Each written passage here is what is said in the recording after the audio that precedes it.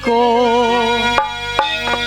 कहा हमें तो सिर्फ अपनी राधा रानी का नाम ही प्यारा लगता है। और एक चीज बता दूं मेरे प्यारे, यदि तुम डायरेक्ट इससे संबंध बनाना चाहो तो ये असंभव है। ये दुख बहुत देता है, ये तुम्हारी परीक्षा लेता है। और मेरी राधे रानी बहुत करुणामयी है, दयामयी है।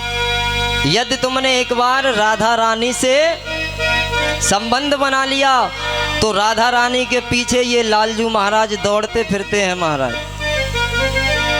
तो मैं तो यही कहूँगा कि आप सर्वप्रथम राधा रानी से अपना संबंध बनाइए, तो ये तो अपने आप ही दौड़े दौड़े चले आएंगे। अरे रानी को महारानी को, कि रानी को महारानी को, मोहे लागे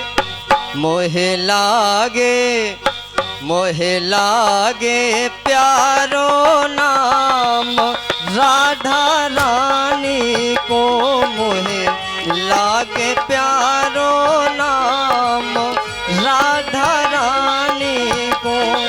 अरे रानी को महारानी को, ओ रानी को महारानी को, मोहे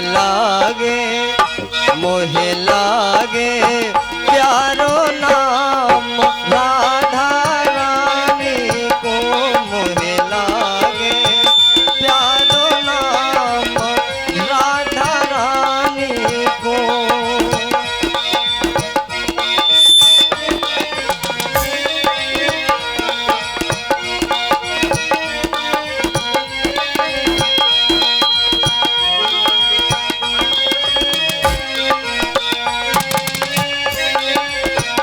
हरि बोल।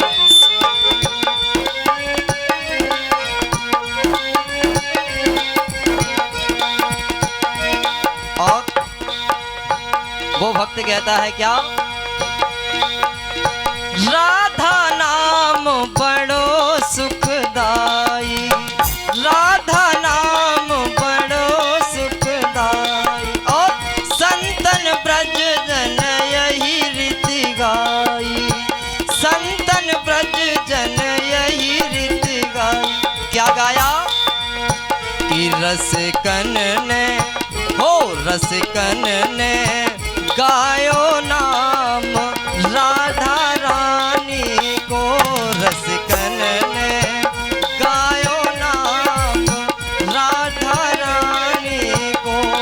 अरे रानी को महारानी को, ओ रानी को महारानी को,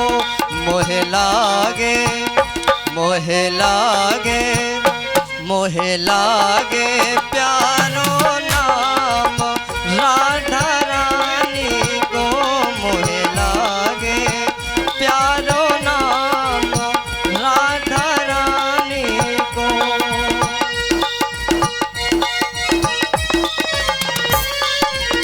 श्री राधे।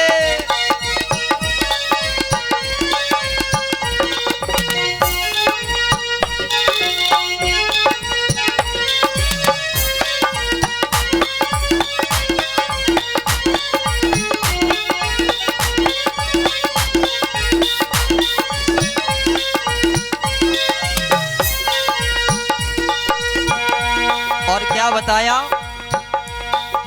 जो एक बार मुख से श्री राधा नाम ले लेता है मेरे प्यारे, उसका ये जीवन ही सुधर जाता है। लेकिन शर्त एक है, क्या कि राधा का नाम ले लिया एक बार तो कोटि जन्मों की आपदाओं का भी विनाश हो जाएगा। लेकिन शर्त ये है कि उस शब्द लेने के बाद दोबारा कोई पाप होना नहीं चाहिए। इसीलिए मुख सो जो श्री राधा गावे, मुख सो जो श्री राधा गावे, श्यामा जू निज धाम बसावे, श्यामा जू निज धाम बसावे। तो जब एक बार नाम ले लोगे समस्त पापों का क्षय हो जाएगा। तो वो तुम्हें अपने धाम बुला लेंगी, और जब धाम में बुलाएंगी मेरे प्यारे तो कुंजन में, ओ कुंजन में, कुंजन में बैठ ले नाम राधा रानी को, कुंजन में बैठ ले नाम राधा रानी को, अरे रानी को महारानी को, ओ रानी को महारानी को, मोहे लागे मोहे लागे मोहे लागे प्यारो नाम राधा रानी को, मोहे लागे प्यारो नाम राधा रानी को, रानी को महारानी को, ओ रानी को महारानी को, मोहे लागे ओ मोहे लागे प्यारो नाम राधा रानी को, मोहे लागे प्यारो नाम राधा रानी को, मोहे लागे प्यारो नाम राधा रानी को, रानी को महारानी को, ओ रानी को महारानी को, मोहे लागे प्यारो नाम राधा रानी को, मोहे लागे प्यारो नाम राधा रानी को, मोहे लागे प्यारो नाम राधा रानी। क्या बोलना पड़ेगा? जोर से बोलना पड़ेगा, और जोर से लगना चाहिए कि हाँ उस ठाकुर के दीवाने पंडाल में पहुंच चुके हैं। दोनों हाथ उठा के बोलेंगे राधे, ये बात।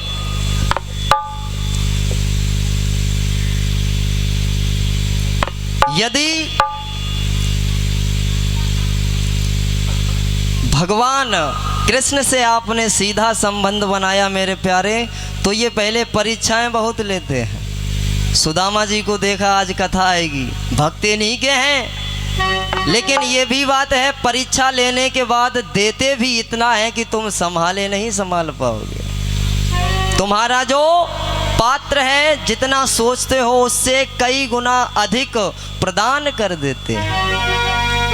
और यदि राधा रानी से तुमने एक बार मेरे प्यारे प्रीत लगा ली तो ये लालजू महाराज राधे रानी के पीछे पीछे घूमते हैं। हे लाडली, हे किशोरी, जिन चरणों की सेवा करने के लिए महाराज बड़े बड़े ऋषि मुनि तड़पते हैं, और यही राधा रानी के चरणों को चापते हैं कहकर कि हे राधे, मुझे अपने चरण चापने का अवसर प्रदान करो। कल आप सभी लोगों ने परम पूजनीय गुरुदेव के मुखारबिंदु से भगवान कृष्ण के पाणी ग्रहण संस्कार को श्रवण करा। रुक्मिणी मैया के साथ विवाह हुआ, भावर पड़ी, तो 2 लाइन उसके पश्चात कथा यहीं से है।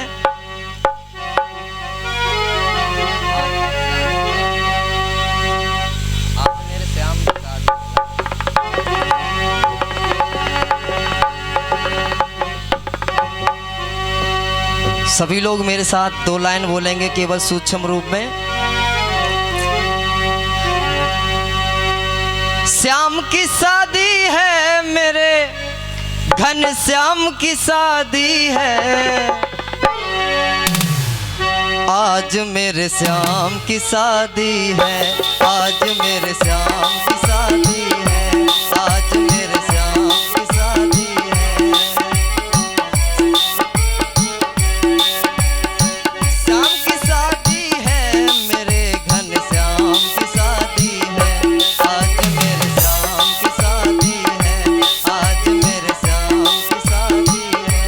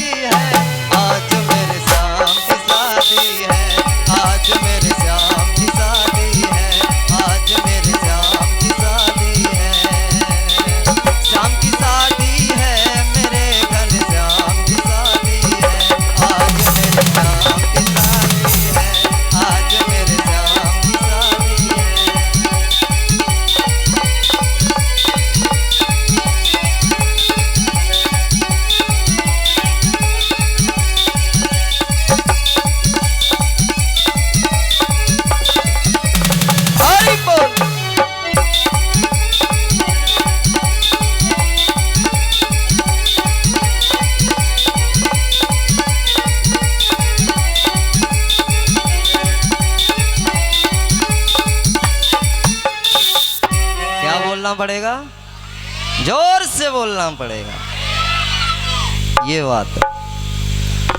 तो भगवान का विधिवत पाणी ग्रहण संस्कार होता है आज द्वारका नगरी में। स्वयं ब्रह्मदेव आकर के भगवान कृष्ण और रुक्मिणी मैया का विवाह पढ़ते हैं। यानी होता जो ब्राह्मण होते हैं वो ब्रह्मदेव स्वयं ब्रह्मलोक को छोड़कर आते हैं और मैया रुक्मिणी और भगवान कृष्ण का विवाह संपन्न कराते हैं। इधर गंगा मैया के किनारे पर विराजमान भगवान सुखदेव और राजा परीक्षित बैठे हैं। तो भगवान सुखदेव ने पुनः कहा कि हे राजन, आज सप्तम दिवस है, 7 दिन हो गए, तुमने अभी तक भोजन तो छोड़िए, दूर की बात है तुमने जल तक पान नहीं किया।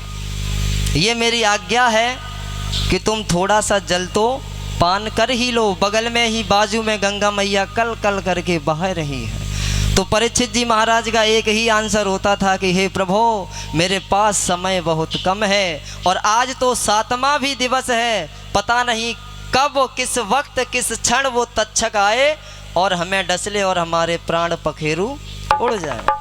इसलिए हे प्रभु, आप मुझे जितना अधिक हो सके प्रभु की लीलाओं का रसपान कराएं। तो भगवान ने कहा हे सुखदेव, सुखदेव भगवान बोले अरे राजन परीक्षित सुनो,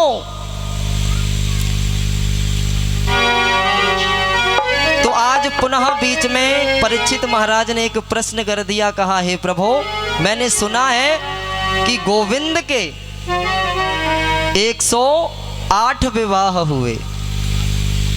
बोले 108? बोले हाँ।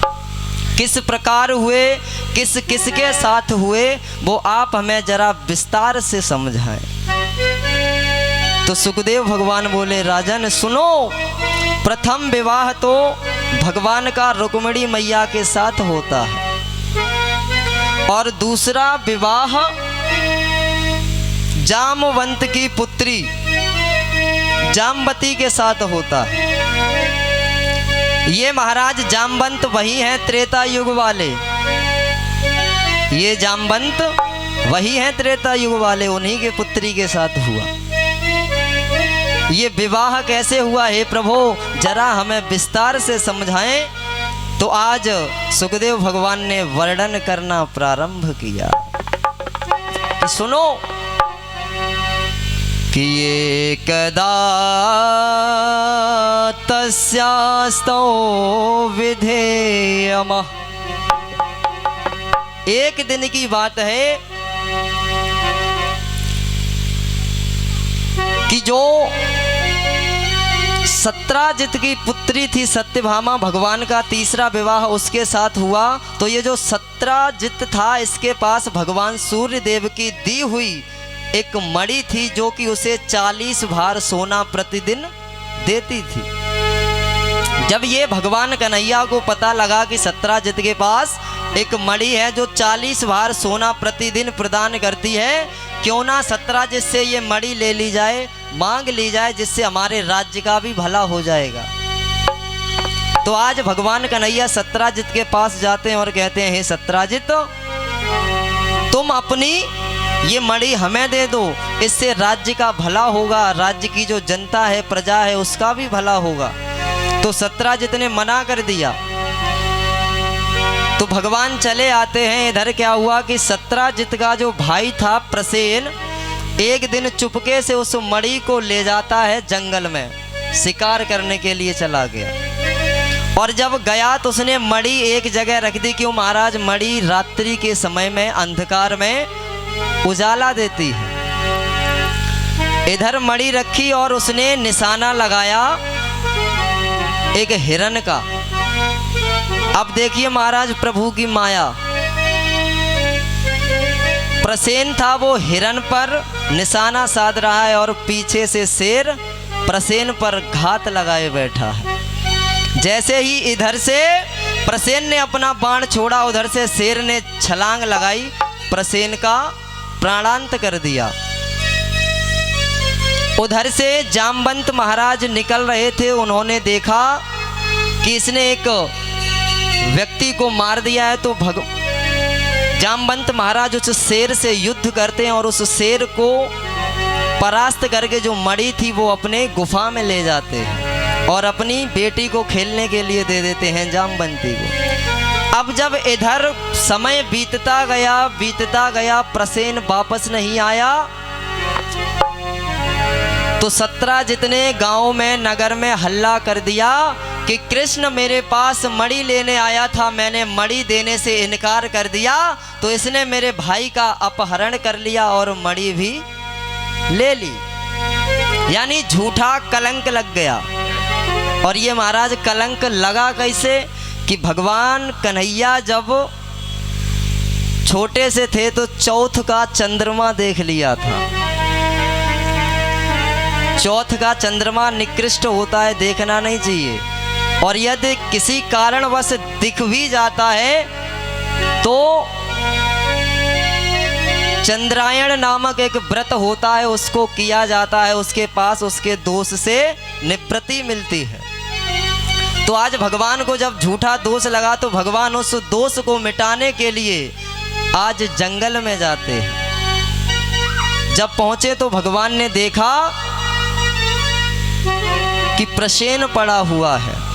थोड़े आगे बढ़े तो एक हिरन पड़ा है, और आगे बढ़े तो एक शेर पड़ा है मरा हुआ। अब भगवान को एक नई चीज नजर आई, क्या कि इन तीनों के पैर से हट कर के एक किसी जानवर के पैर के निशान नजर आए। क्यों? जामवंत वृक्षराज है,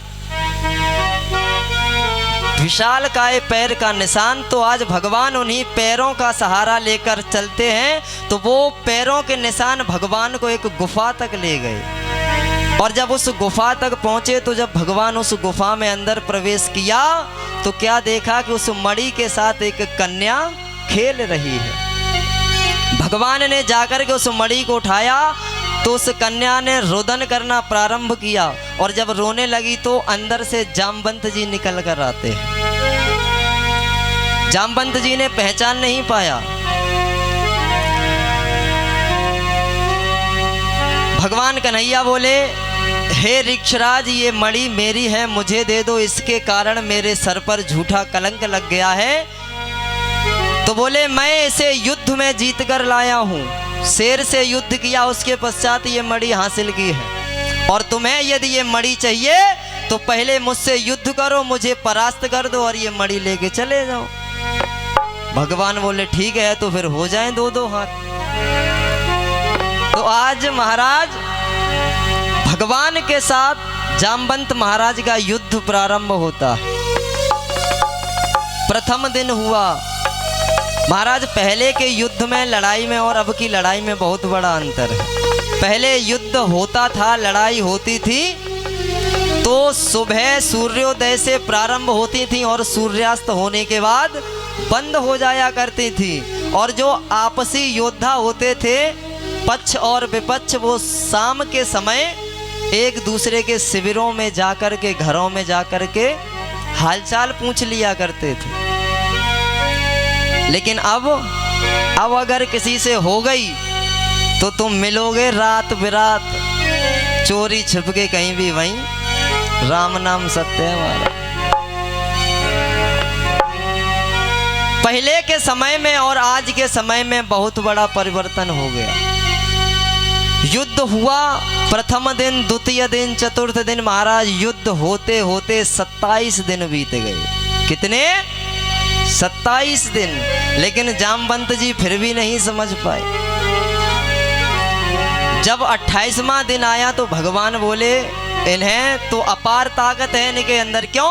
जिस समय महाराज बलि वामन चरित्र में वामन भगवान ने अपने आकार को बढ़ाया था, उस समय इन्हीं वृक्षराज जामवंत ने 7 प्रदक्षिणा 2.5 घड़ी के अंदर लगा दी थी उस स्वरूप की। सोचिए, पृथ्वी मैया से लेकर स्वर्ग लोक तक कितना बड़ा आकार होगा वामन भगवान का। और 2.5 घड़ी के अंदर 7 प्रदक्षिणा दौड़ कर लगा दी थी इन्होंने। तो भगवान बोले, अब इन्हें थोड़ा सा याद दिलाना पड़ेगा। 28वां दिन हुआ, युद्ध प्रारंभ हुआ तो भगवान ने एक मुष्टिक बनाया और जैसे ही जामवंत महाराज के एक मुष्टिक मारा तो मुख से रुधिर निकल जाता है, खून। और जैसे ही खून निकला तो जामवंत महाराज ने चरण पकड़ लिए, कहा प्रभु क्षमा करें, मैं आपको पहचान नहीं पाया। बहुत समय हो गया, त्रेता युग में मिले थे, उस समय आपका स्वरूप भी दूसरा था और इस समय स्वरूप भी दूसरा है। बोले कोई बात नहीं।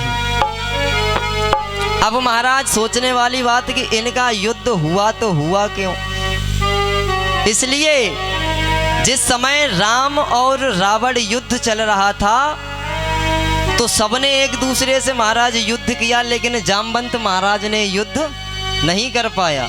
किया लेकिन उतना नहीं कर पाया जितनी शरीर में बल था, ताकत थी। तो भगवान जब अपने धाम के लिए जा रहे थे, सबको कुछ ना कुछ दे रहे थे कि तुम ये लो, ये लो, ये करना, वो करना। तो जामवंत महाराज आके खड़े हो गए, बोले प्रभु हमको भी कुछ दे दो। बोले क्या चाहिए? बोले ज़्यादा नहीं, केवल 3 दिन का युद्ध चाहते हैं। बोले क्यों? क्योंकि इस युद्ध में मेरे तन की खुजली दूर नहीं हुई। मेरे बराबर के योद्धा सिर्फ 2 ही हैं इस संसार में। बोले कौन कौन? बोले एक तो था रावण जिसे आपने मार दिया, क्यों? वो कुछ हमसे टक्कर ले सकता था। और दूसरे हो आप, और आप तो अपनी लीला समाप्त करके स्वधागमन के लिए प्रस्थान कर रहे हैं।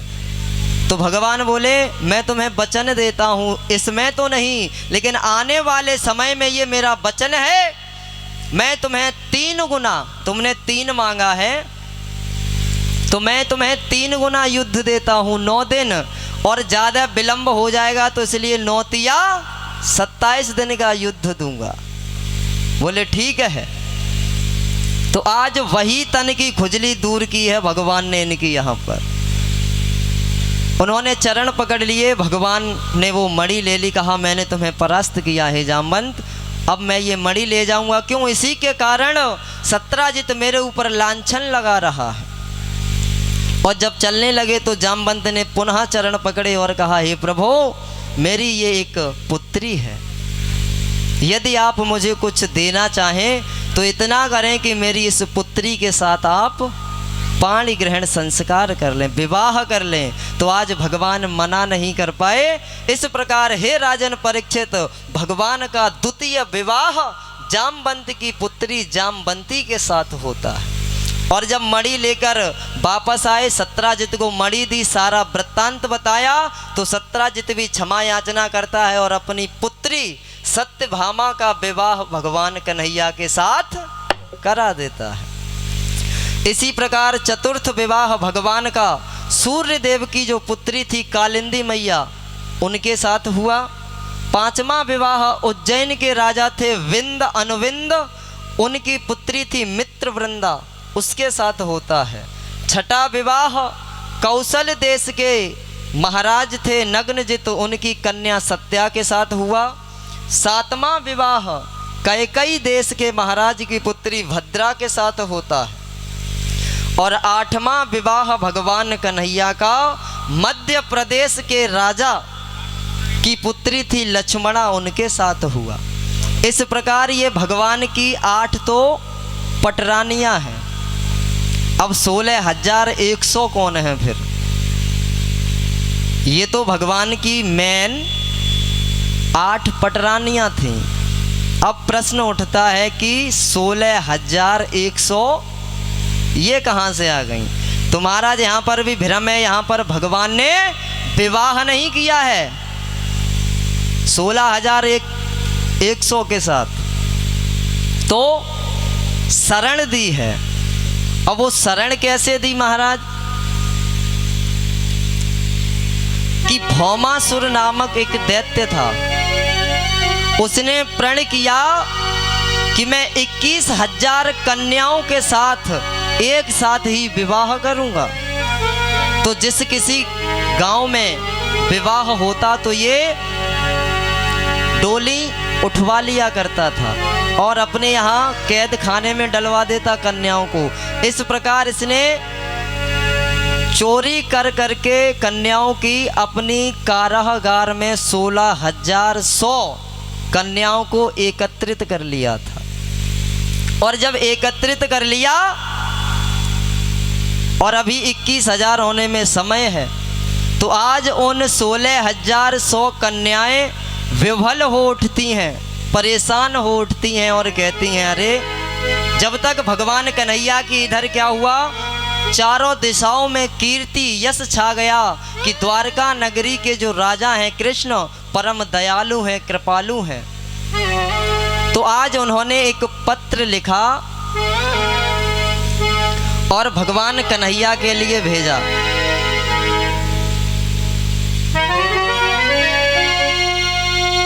पत्र लिखवाया।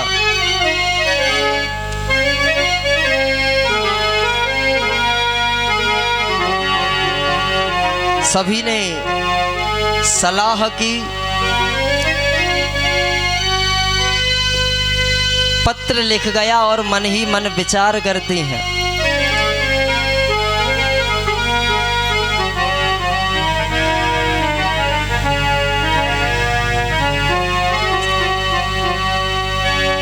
कहा कि कोई जाए जो वृंदावन, मेरा पैगाम ले जाना।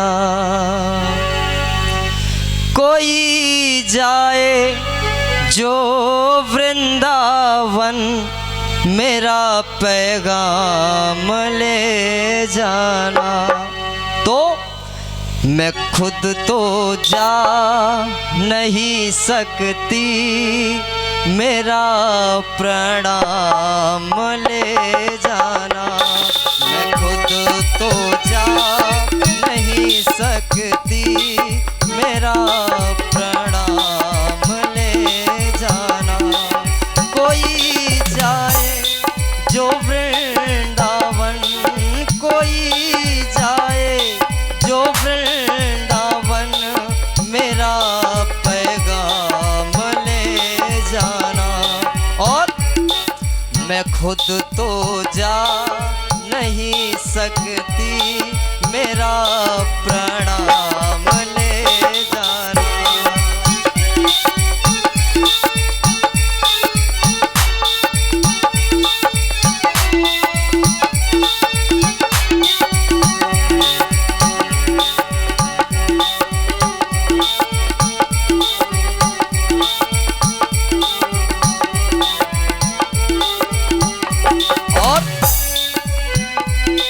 जब उनके सामने जाओ तो उनको देखते रहना।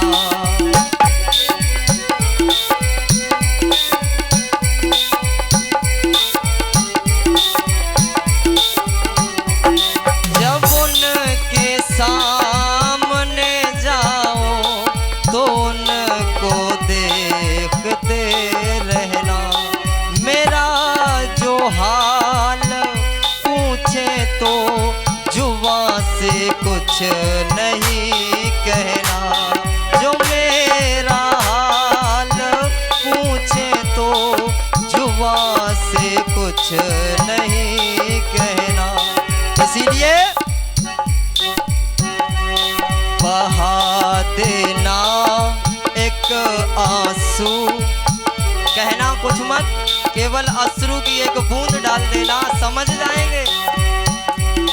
बहा देना एक आंसू, मेरी पहचान ले जाना। बहा देना एक आंसू, मेरी पहचान ले जाना। हरि बोल।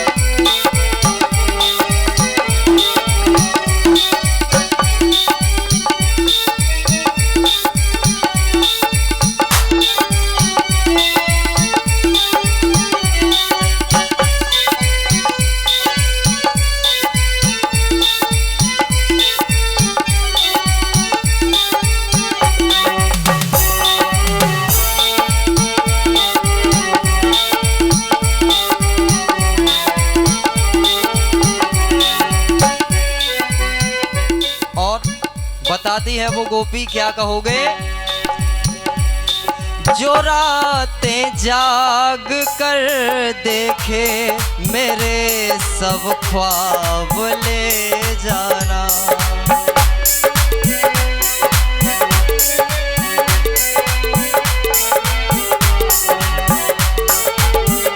जो हमने रात्रियां जाग जाकर स्वप्न देखे हैं, सपने संजोए हैं, उन्हें भी ले जाना। जो रातें जाग कर देखे मेरे सब ख्वाब ले जाना। और मेरे आंसू तड़प मेरी मेरे सब भाव ले जाना। मेरे आंसू तड़प मेरी मेरे सब भाव ले जाना। और ना ले जाओ अगर मुझको, अगर मुझे नहीं ले जा सको तो ना ले जाओ अगर मुझको मेरा सामान ले जाना। ना ले जाओ अगर मुझको मेरा सामान ले जाना। मैं खुद तो जा नहीं सकता, मैं खुद तो जा नहीं सकता, मेरा प्रणाम ले जाना।